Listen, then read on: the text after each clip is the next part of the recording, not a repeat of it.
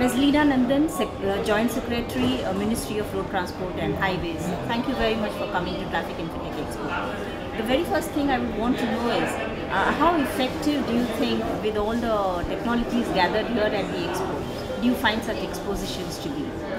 I think this is a tremendous one-roof exposition where so many different players and so many different ideas of innovations and technology solutions have been brought together. They are dealing with road safety issues, with enforcement issues, tolling issues. So I think it's a tremendous opportunity for all of us to learn and be made aware of the developments all over the world. So can some of these be used by the ministry sometime later if they need to develop highways or whatever? Do you think some of these could be used? Definitely. In fact, the ministry has brought about a great focus on road safety, and we are trying to mitigate the impact of engineering drawbacks by identifying black spots. More than 700 of them have been identified all over the country, and many of them, the rectification measures would include technology solutions such as those which are on display here. So is the ministry moving more towards the use of technology, because there is no way forward without that? Absolutely. You're absolutely right. The ministry is fully aware of technology and its best use and how we can adapt and adopt such technology. I will particularly mention e-tolling. So today India in fact is the powerhouse for IT solutions for all over the world, and we have tried to use the IT wisdom and systems in our country by bringing in integration between so many stakeholders. So there are the toll plaza concessionaires, there are the banks, the payment gateways, and the consumers.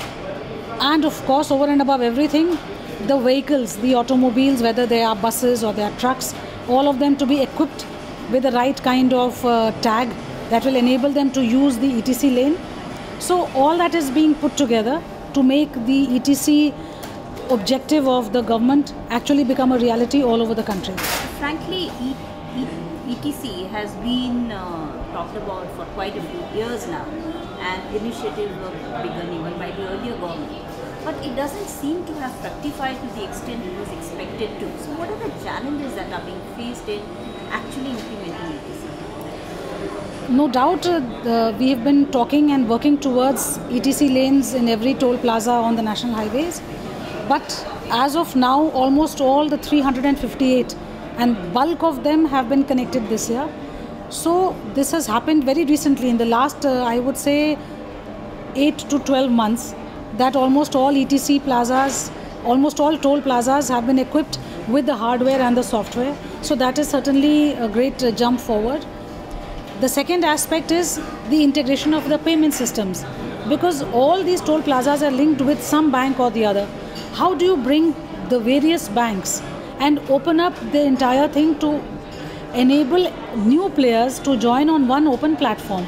That again is something which has developed in the past few months, because there was an MOU which was signed by the National Highways Authority of India and the National Payments Corporation of India, after which NPCI has become the system aggregator, and now they have done their testing of their systems so that through them an open platform would be made available to all banks, and even taking it forward to all such banking solutions which are even mobile payment solutions. So we are working towards that, and the developments have been very fast in the last few months. How soon can we expect these things to be actually properly implemented all over India? Well, we have been working actively towards this, so I would say definitely within the next, I would say 6 months, you would see a huge rollout all over the country. Apart from ETC, Ms. Nandan, there is also this aspect of tolling, the manual tolling. And despite, as you would be aware in the ministry, despite people paying tolls, the roads are not maintained to the extent of which the tolls are taken. You still have craters on the roads, etc. So is there any sort of strict policy, some step coming from the ministry there where these things are taken care of? You see, maintenance cannot only be linked with toll, because toll collection is primarily to offset the cost of the investment made by the investor. Sure. There are a lot of BOT based projects that have come into operation, and toll is to offset the investment. It is also the toll comes into the government coffers because there are huge investments that we need to make and which we've already made. Maintenance is another key issue. You are absolutely correct that the quality of the roads and the vehicular movement has to be much more comfortable. The central road funds are provided by the central government to all the states. There is a certain allocation which is done on a formula based manner. So the CRF funds are made available to the state governments for upgrading and improving the stretches of the national highways. And the ministry over and above these is also doing a huge exercise of upgrading from 2-lane to 4-lane all over the country.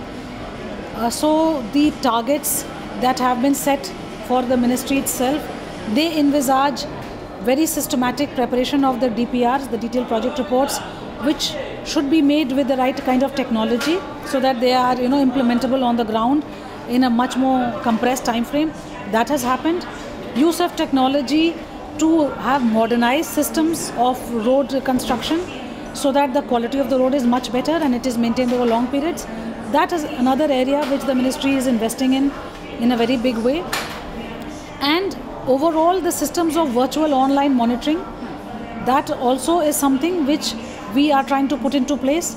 And within the next few months, you would see the ramping up in a big way of the use of technology, primarily to improve our whole systems of construction and upgradation of the highways. What was heartwarming was also when Mr. Mishra talked about the crash barriers. Because frankly, at the moment, till now, the government wasn't taking much note of crash barriers being installed on roads. So this, when the ministry is taking an interest in that, I believe that also proves to be very confidence building for the layman. So what are the immediate steps we can think of when it comes to road safety? And especially I want to talk about the golden hour.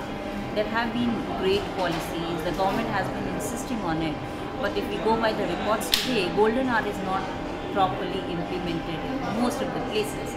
So would there be some screw tightening when it comes to the hospitals and the government? The golden hour, of course, is something which we are well aware of the concept, and what we've been trying is to have a much more micro level coordination in place between the highway, the police which rushes to the spot, the accident management systems through the ambulances, and the hospitals which have to offer the treatment. So there has been this huge effort. That is why when we talked about road safety, there are two aspects. One is of course the engineering and the advocacy in terms of taking care of concerns of rash and drunken driving. Engineering solutions, which I mentioned, crash barriers being one of them. The other aspect is the post-event management, which we are again talking about bringing all the stakeholders together, and we're trying to drive it in partnership with the state governments, because these accidents happen on stretches of highways which are within the jurisdiction of some state or the other. Everybody is very concerned, and everybody wants to put their maximum efforts into having a much more holistic and systematic response mechanism out there. So we're working towards it, and the focus, as you mentioned, of the government has sharpened and intensified in ways which was not the case earlier. This government, our minister, is really making all out efforts to put road safety out there as one of our key areas of concern and to take all the necessary steps. One last question, Ms. Nandan, that is on traffic congestion. Normally what has been during all these years when we have been talking to the planners and the implementers, the traffic police, what they normally say is that when the roads and highways etc. are planned, normally the traffic police which is responsible for monitoring the traffic movement is not taken into confidence.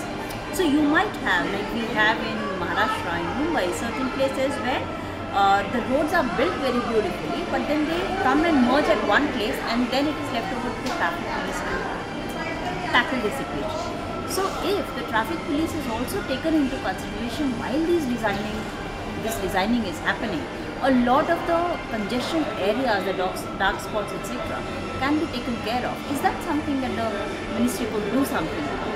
You see, when we talk about DPRs and about using technology to have much more accurate and accurate road designs which take into account potential congested areas, that is something certainly that the ministry is focusing on. That is why the use of technology and the focus on the quality of the DPRs the timeliness of implementation.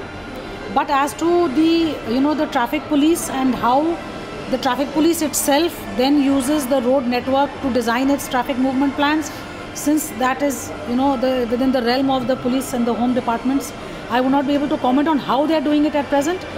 But certainly the idea is to take their suggestions on board as well, so that, and also to use systems like intelligent transportation. We've seen a lot of display even in this exhibition of solutions that offer us opportunities to reduce problems of congestion by the right application of technology. So I think going forward we would certainly be trying to deploy these systems in making our roads in the city areas less congested and in general much more safe, secure and seamless movement. We are looking eagerly towards all the policies and implementation the ministry will henceforth take into account. So thank you so much for coming. Thank you. And talking to us. Thank you.